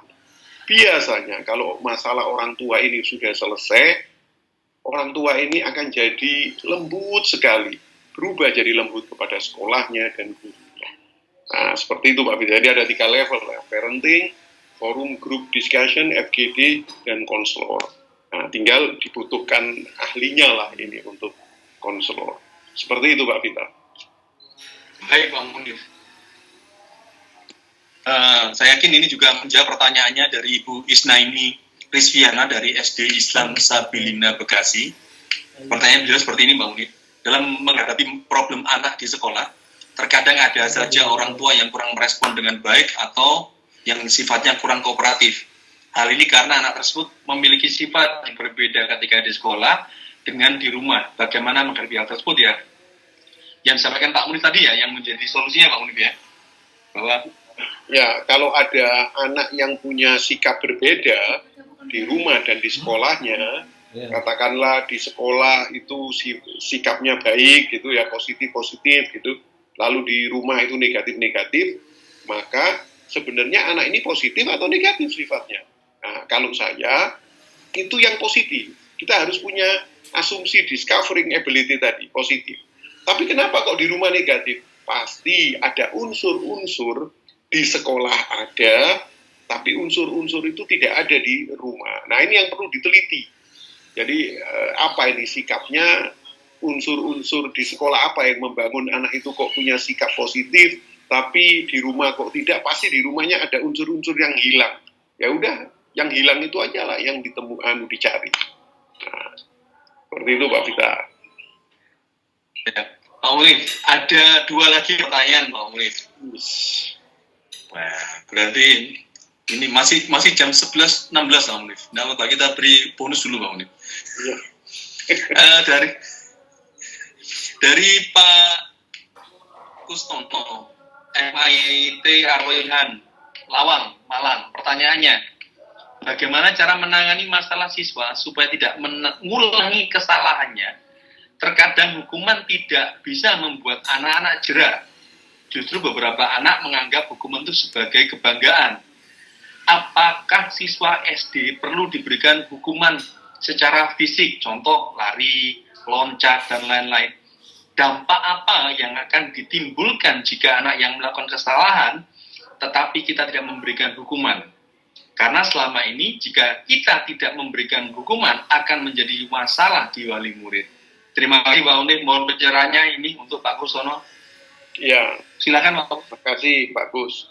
Jadi inilah PR saya dan mungkin PR bersama Pak Vita tentang satu kata yang namanya konsekuensi edukatif. Jadi hukuman kita hilangkan, kata-kata hukuman kita ubah menjadi konsekuensi. Konsekuensi itu ternyata banyak sekali model dan jenisnya. Tapi karena saya ini mengusung sekolah yang humanis, maka konsekuensi ini juga harus humanis. Nah, saya sering sekali memunculkan nama konsekuensi edukatif. Nah, jujur, ketika saya terapkan konsekuensi edukatif ini, kalau boleh jujur, masih belum berhasil. Karena saya memang kalau dicoba itu baru ketahuan ya. Kalau hanya teori itu susah ketahuannya. Ketika konsekuensi edukatif ini sudah kita tata, lalu kita lakukan kepada siswa, gagal berantakan, penyebab utamanya adalah culture, budaya. Terutama budaya dari keluarga. Nah, ingat, guru itu rata-rata punya keluarga. Orang tua siswa punya keluarga. Nah, ini punya culture, budaya yang susah sekali untuk menerima konsekuensi edukatif. Kalau budaya ini bisa dirubah, maka konsekuensi edukatif ini berhasil.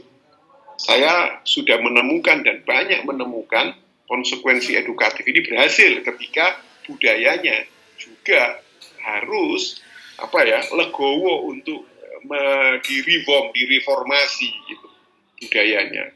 Nah, seperti contoh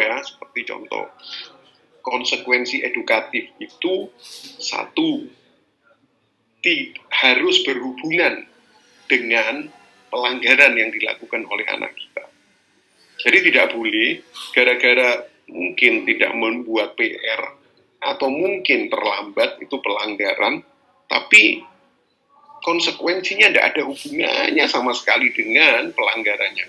Tiba-tiba anak disuruh lari 10 kali ke lapangan, disuruh berdiri di kelas dengan angkat kaki 1 sampai 6 jam, sampai teler anak kita. Itu bukan itu lagi. Nah, lalu yang kedua, konsekuensi edukatif itu malah tidak boleh menghilangkan hak belajar anak.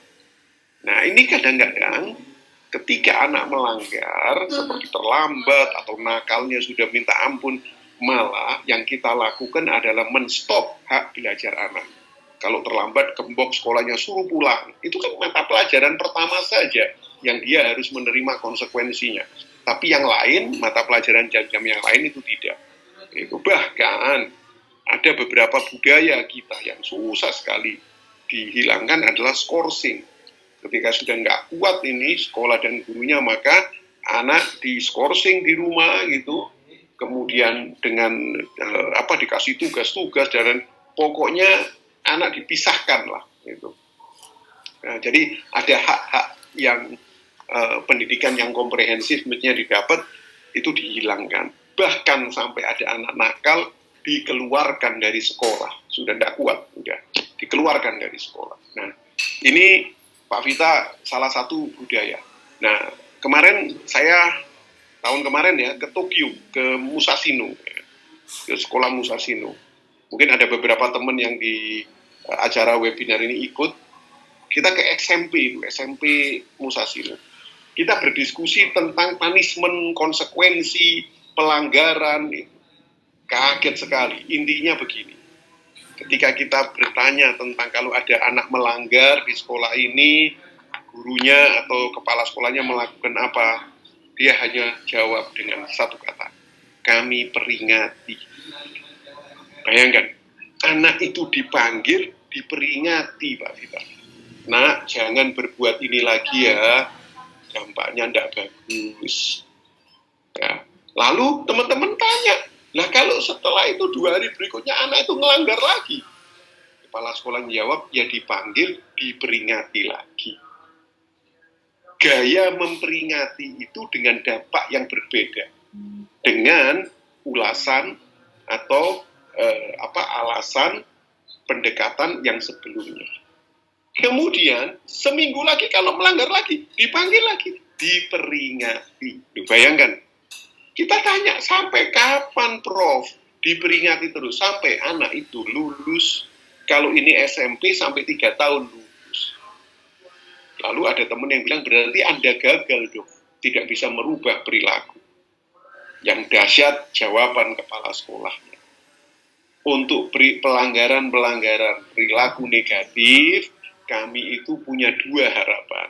Harapan pertama dengan memperingati terus, mudah-mudahan anak itu bisa berubah menjadi hal yang baik.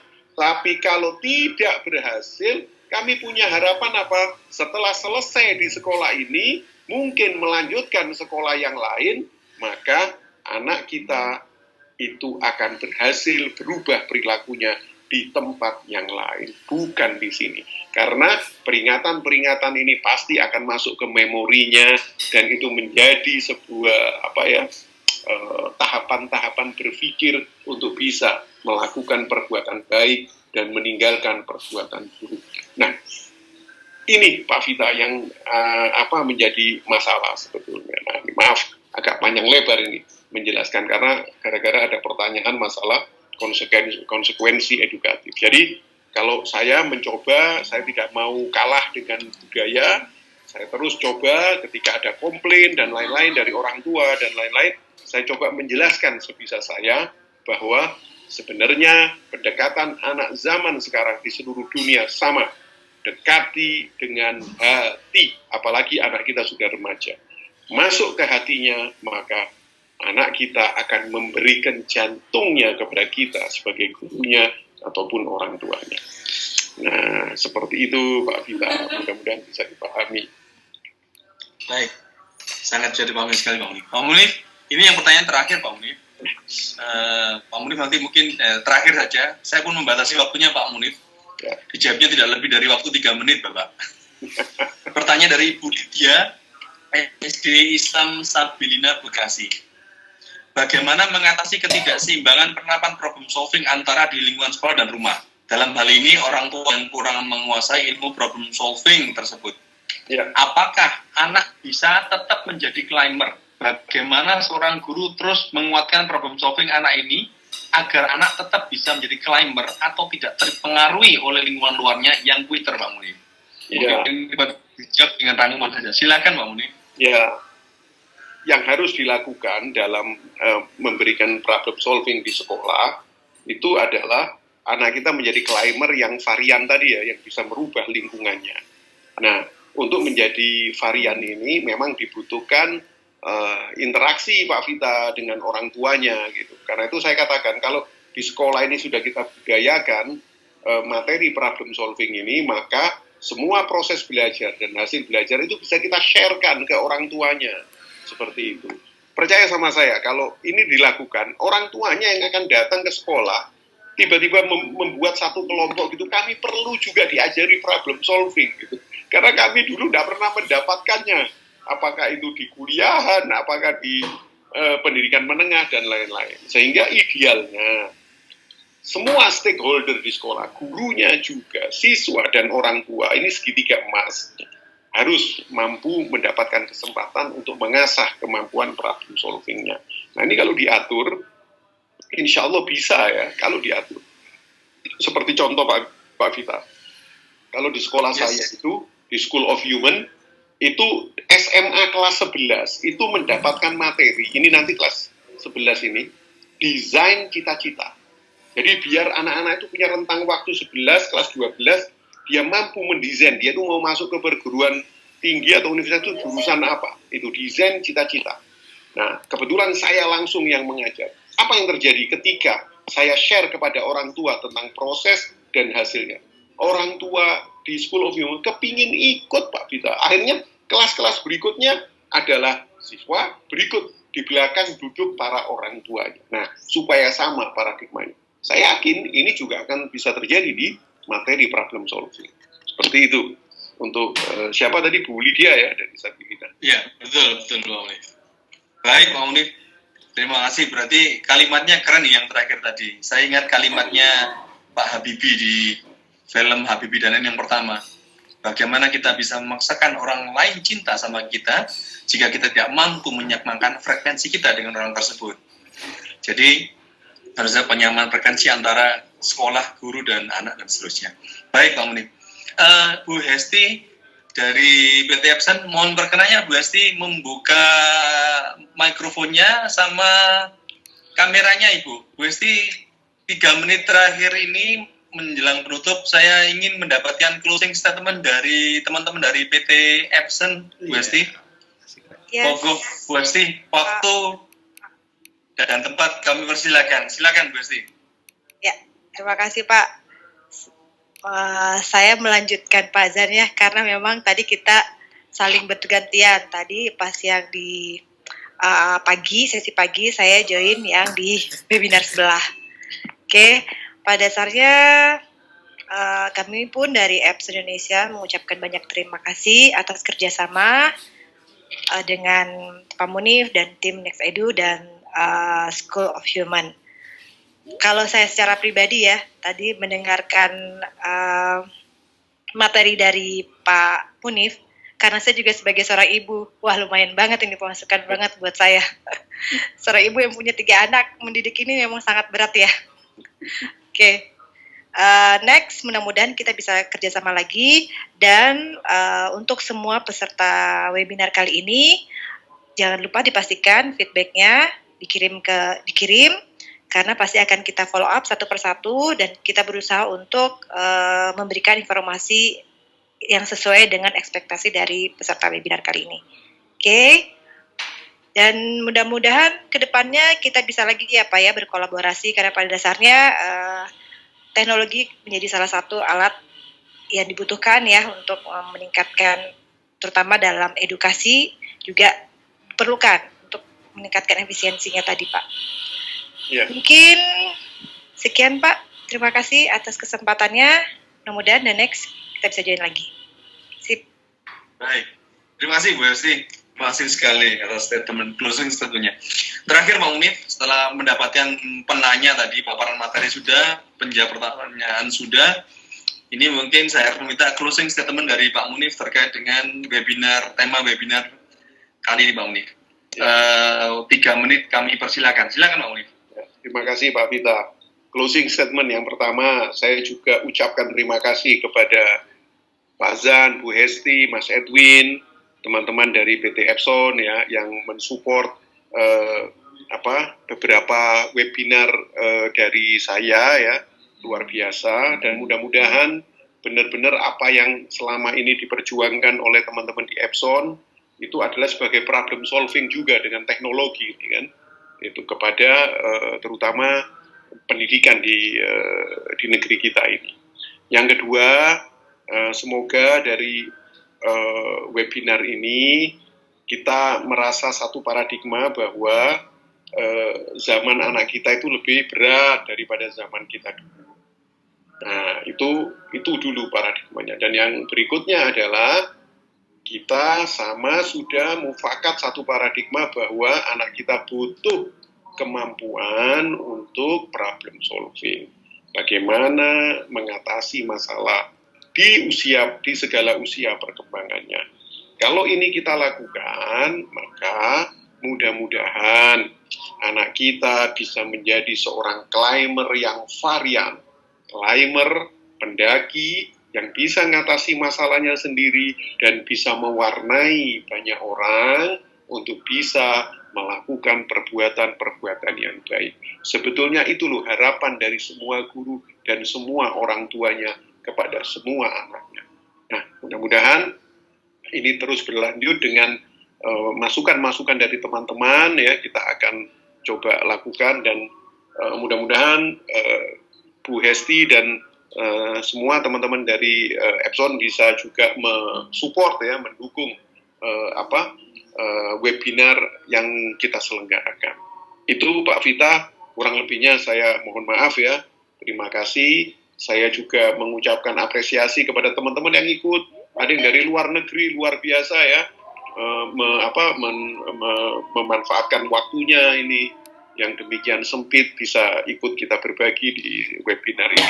Saya ucapkan terima kasih kepada semua teman-teman yang hadir. Akhirul kalam, Assalamualaikum warahmatullahi wabarakatuh. Waalaikumsalam warahmatullahi wabarakatuh. Baik, Bapak Ibu sekalian, alhamdulillah webinar ini sudah tuntas dari paparan materi dari PT Epson, kemudian dari Pak Munif Khatib, tanya jawab, dan seterusnya sampai di closing statement. Sekali lagi, alhamdulillah kita bisa berkumpul, ya. Jadi ini teknologi yang luar biasa, malah mendekatkan yang jauh di sini untuk bisa berbagi. Sekali lagi, terima kasih untuk PT Epson Indonesia, ada Pak Edwin, Pak Zan, dan juga tadi Bu Hesti yang sudah berkenan mensponsori webinar ini, dan juga Pak Munif Khatib yang sudah berbagi kepada kami semuanya, dan juga kami ucapkan terima kasih untuk para peserta webinar, teman-teman yang selalu senang dan selalu stay tune terus di webinar-webinarnya Pak Munif. Sekali lagi terima kasih atas partisipasinya. Kami dari